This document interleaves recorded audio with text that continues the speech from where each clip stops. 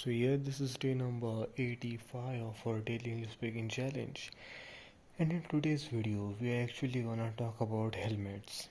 As you all know, that helmets are very important, especially when you are driving a two-wheeler vehicle, like a bike, like a scooter, like a moped, etc. Whenever you are actually driving such type of two-wheeler on road, then it becomes very necessary that you are actually wearing a helmet. And that helmet should not be any random helmet. It should be very certified and strong helmet, and it should have few necessary certifications. So in India, helmets are compulsory to have the ISI certification, but actually the ISI certification is not very hard to get. Like any like any basic level helmet can also get the ISI certification just by just by paying some rupees for the license. So it's not a safety standard. So it's basically a permit. ISI certification has just become a like a normal permit to just be able to sell those helmets into the market.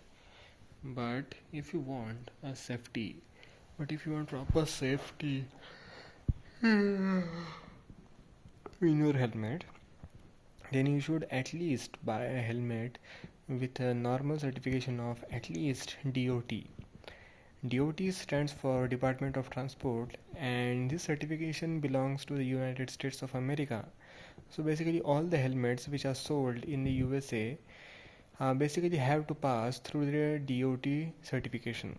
If it doesn't pass through DOT certification, then that helmet is not allowed to sold in the USA.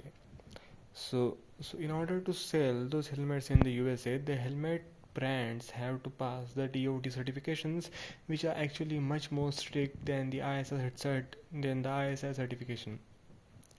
So that's why it's preferred to. So that's why the preference first goes to DOT, then ISI. And above DOT, like there are a few helmets which has the certification of ECE 22.06. So ECE certification stands for some of the certification which usually the European country have, and it's compulsory to have the ECE certification in order to sold I mean in order to sell those helmets in the European nations. So that's why it becomes very much necessary. And the thing is, when you s- and the thing is, the EC certification helmets are actually most expensive because the price of the testing of each model is actually very high. So that's why the prices are also quite high. And yeah, the safety standards for the EC is actually much higher than the DOT and the ISI, of course.